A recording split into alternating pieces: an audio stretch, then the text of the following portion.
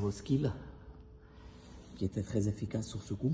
En fait, ils m'ont fabriqué une pièce en alu qu'on voit ici et qui rentre dans la fusée, mais qui est bloquée avec une vis qui doit se mettre juste là à travers.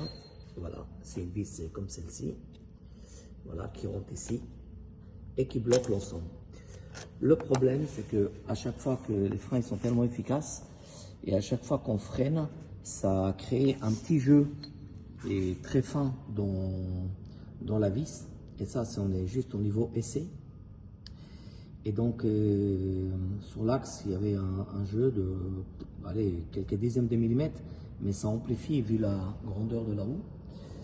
Donc, je lui ai demandé au bonhomme de me fabriquer des pièces en métal, exactement les mêmes, comme les pièces en alu, donc légèrement plus lourd. Et nous avons pointé, on voit bien là et en dessous. Bon, cette vis, je l'ai laissée condamner car je ne peux pas faire autrement pour la rentrée. Donc je l'ai laissé, elle est condamnée à l'intérieur, il n'y a pas de souci. Ce qui nous permet de démonter carrément l'étrier et le remonter au besoin. Et la fusée fait partie intégrale du train d'atterrissage.